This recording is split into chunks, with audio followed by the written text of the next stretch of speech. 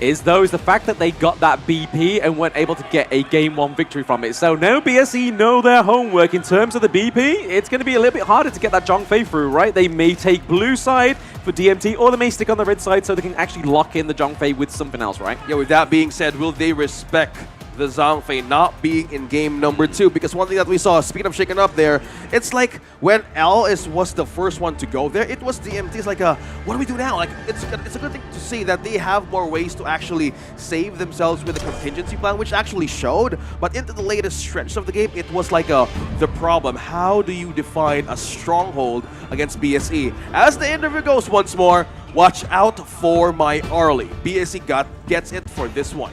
Yeah, I mean, JR is going to be an absolute monster on this one. This has got to be something that they need to be careful about and how they counter it. They're going to go in, and I like the fact that they picked up the Arlie because it really doesn't show your hand in terms of what you're going to bring to this second game. This one's going to be pivotal. Again, Dominator Esports need to go back to that playbook. They need to have something that's strategically very strong and counters what BSE brings to the table.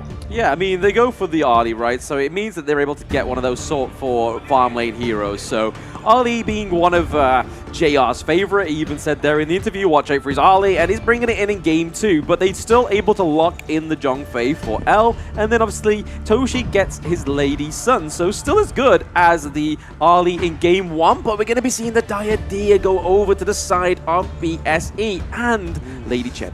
They love playing with this. We see how they prioritize the draft, and for the teams that I saw here, for the title contenders of HOKC, BSE is not afraid to give out your comfort picks, your powers picks as well. They actually have a way to negate or answer those kinds of problems. With the idea, they know how to zone it. They know what's to play, and the Gunimo being present once more in DMT, I think they want to try in terms of execution. Yeah, it's going to be all about execution. BSE's lineup right now, very squishy. You have the Arlie, Diadea, Lady Jun, all very squishy. If they get to the back line, you're going to be in a problem, right? But Diadea, I don't like this pick. It's been picked 10 times in the playoffs. It is a 30% win rate, meaning it's only won 3 times. Teams have not done well with this hero. I think it's a good call to the Ganemo, right? The immobilization, the destined encounter kind of forces the team, your enemy team, away from the whole team fight. And I feel like we could see something like Musan King gets the Dune pick, they get the Monkey pick as well. So again, a great tank into the jungle. And as they've now exhausted all their bans, they can't really ban out any of those tanky junglers. So I reckon we're going to start to see the front line happen up into the clash lane and happen into the jungle. Bro, to add to that, like with all of things brewing here for DMT, Diadea in macro situation, BSE loves to play around the map, likes to put pressure. With the presence of Diadea here, not just being in the zone for the Arlie, they would have complete control over the EXP and gold. Diadea likes to play with that one. And with the Liu Bang being present here, pairing up with the Zhongfei.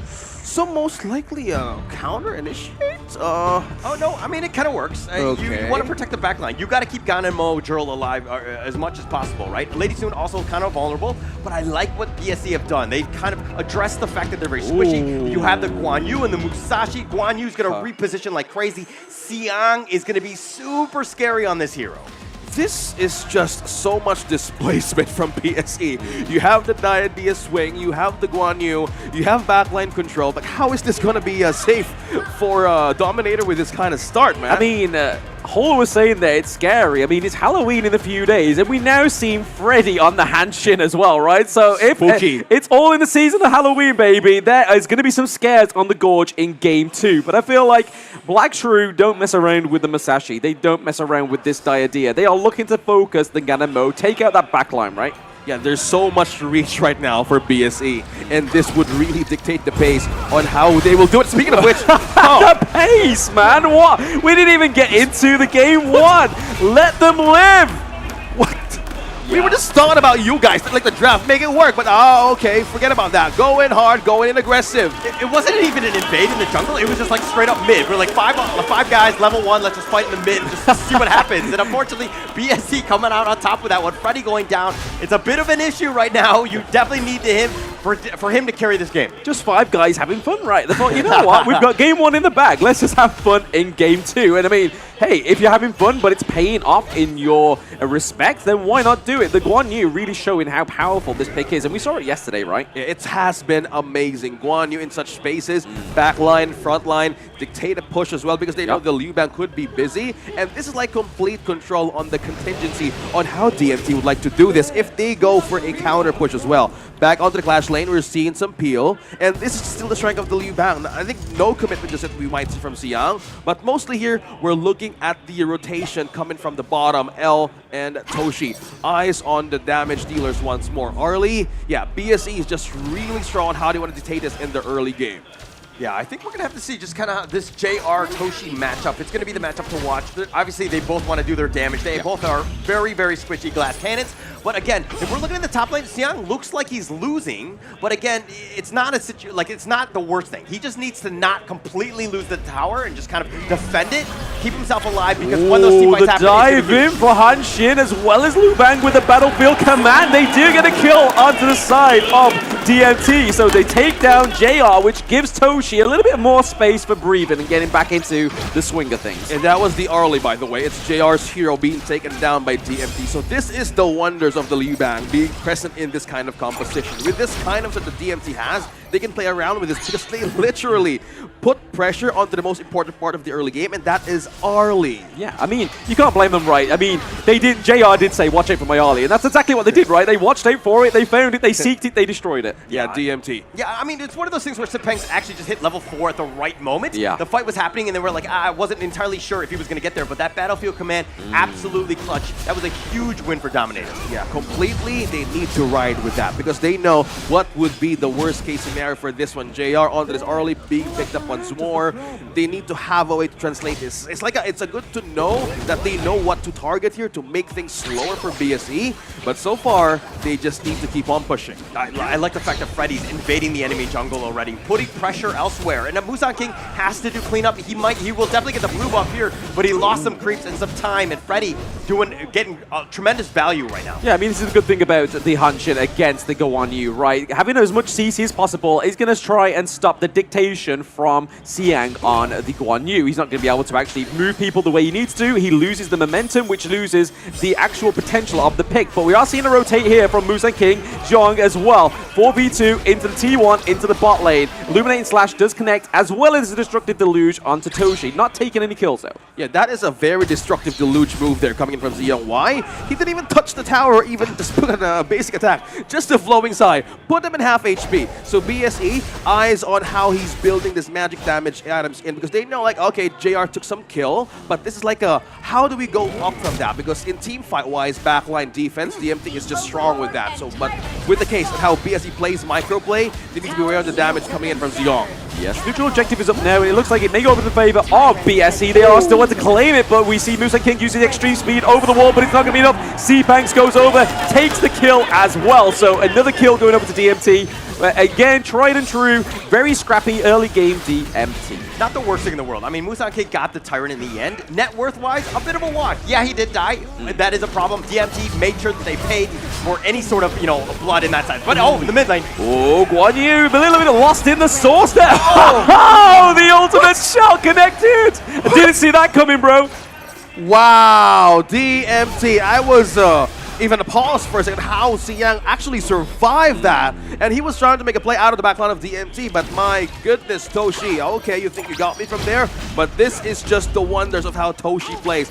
Frontline, backline-wise. L and Toshi getting back onto the field once more. What a great fight. That's a really good one for Dominator. Toshi getting that nice little pick off. And again, you don't want to get Toshi any more farm than he needs to. Xiang was a little aggressive, tried to force it out. A little bit of the repositioning with that Razor Cavalry, but just not enough. At this point, BSE doesn't really have the damage to take advantage of that Razor Cavalry. Yeah, I like the playstyle here of DMT as well. They get the first turret rather than BSE getting it and getting the priority into the side lanes, which is a little bit of a fixture of the issue that they had in game one, right? Yeah, and for those of them like looking at the factors here on how this game is about to start, they need to be aware on where the again JR and Xiang is going to be, because that is just an amazing position to be in. Because like again, this kind of outburst that L has been doing, it's more likely a counter initiative on how they want to take out the defenses of DMT right away. Yeah, L a little premature on that Umbrella outburst, kind of pushing them away, not where you want to be, and this is a wasted ult, and this is an opening for BSE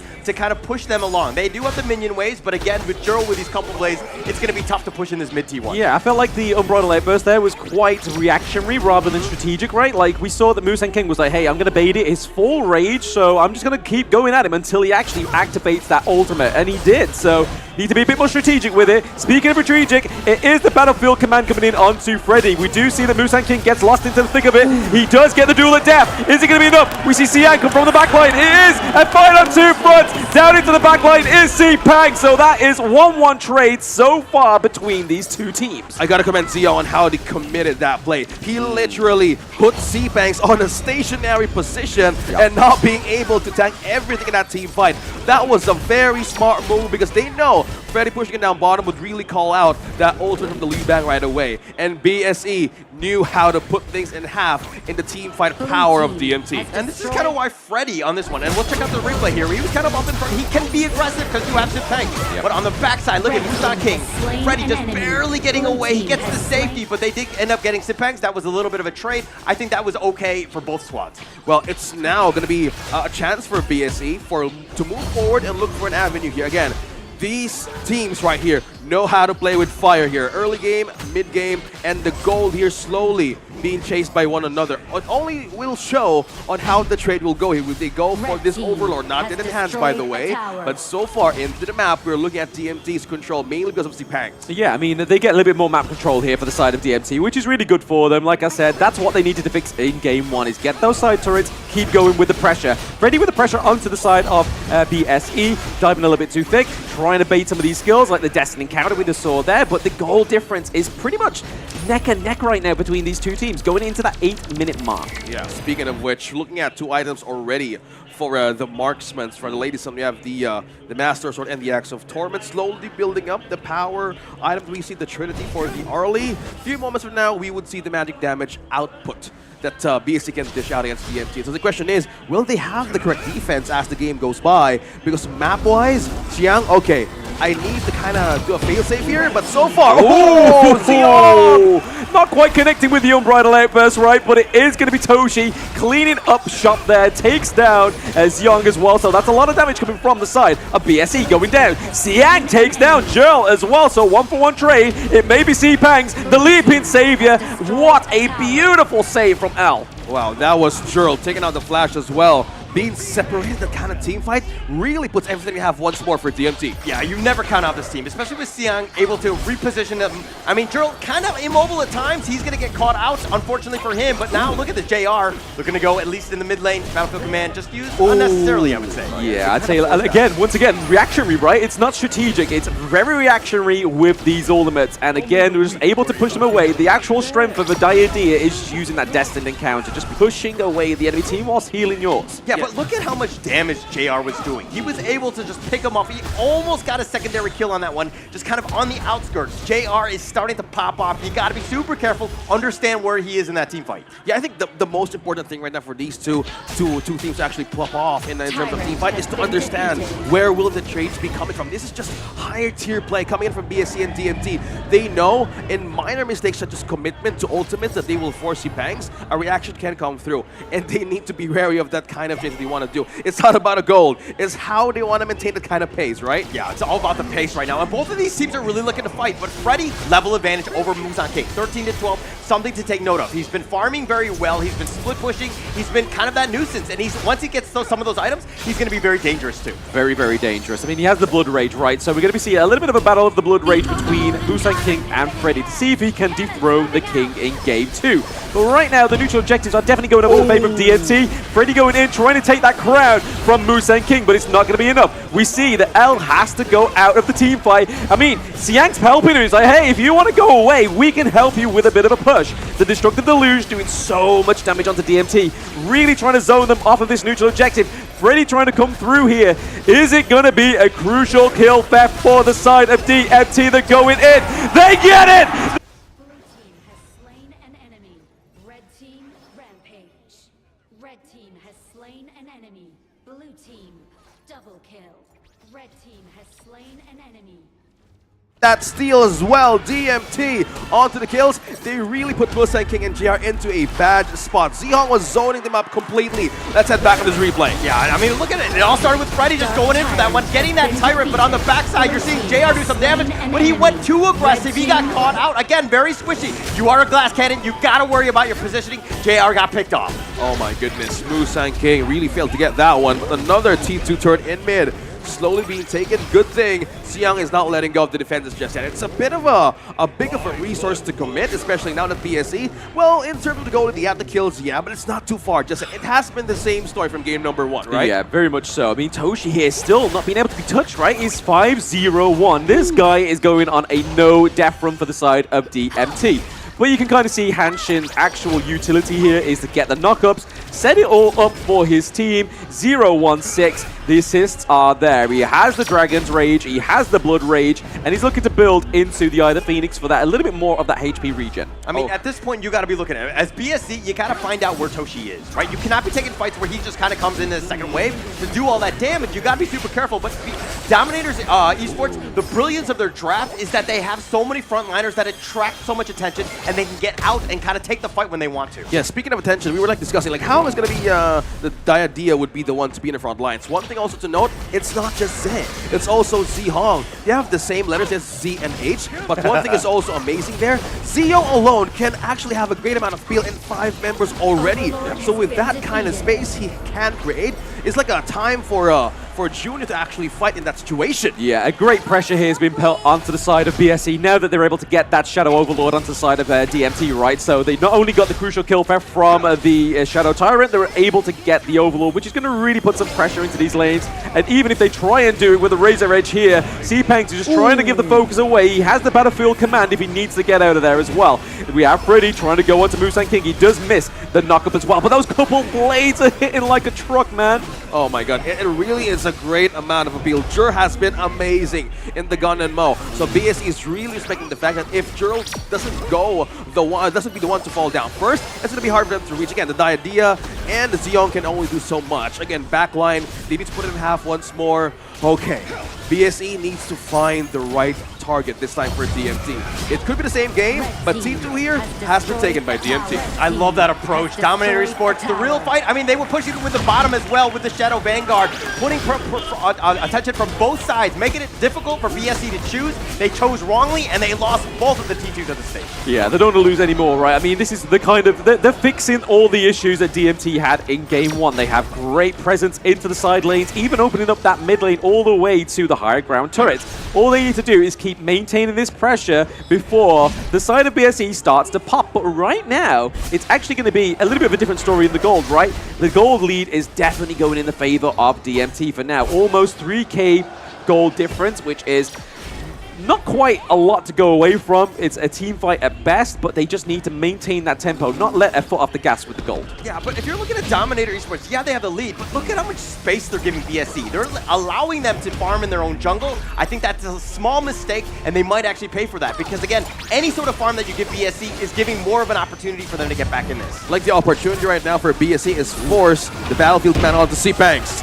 Yep, you're right, Ross is going to do what it needs to do. It's the run down BSE out of that neutral objective camp, right? Pretty to think of it. Gets the down as well. Siag come through with a double kill. It is going to be JR picking off Freddy. So already a 2-0 trade. The crowd is going wild at the stadium right now. But again, nothing else in terms of the push, right? This is what BSE do very well. They make sure that they play 2 objectives at the same time. They know how to trade, but DMT is slowly reading through this kind of game. Oh, JR not in the position to fight, but he can can melt some armor. Oh, look at the PL slowly with just 3 hits. But one thing also to note is they lost that fight. They need to actually maintain the pressure that Seepangs has been doing. We know Siang as well as keeping an eye on the Clash lane, not giving up just yet on their the last towers for defense. But so far, Seepangs here, they know how to put everything into a tight spot for BSC. Yeah, making it uncomfortable, right? When you're trying to go in the fight, you think you have them, but Seepangs is able to make that miracle save. Just kind of, it's very uncomfortable. You have to be super calculated and understand how you're going to go in. And this is BSE making him uncomfortable, right? They're going in with a full frontal. It is Siang, it is Jet. Going in, they take down Seepangs. There is no battlefield command. The Unbridled Outburst does not connect as well. Again, reactionary ultimate is going to be the downfall of DMT in this game too. If they don't start to do strategicness with the ultimate, it's going to be at their detriment.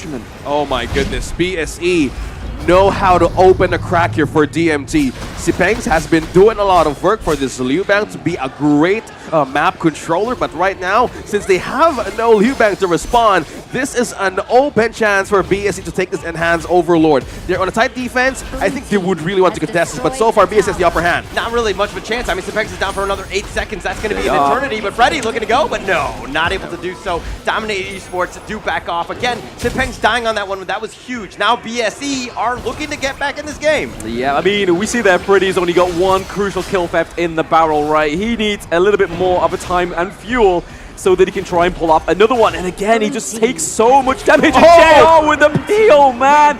Jill needs to either... I mean, he had Splendor, but he just didn't have time to react. Oh my goodness, the reaction time of DNT needs to pop off right now because another turret, the high ground turret up top, taken by BSE.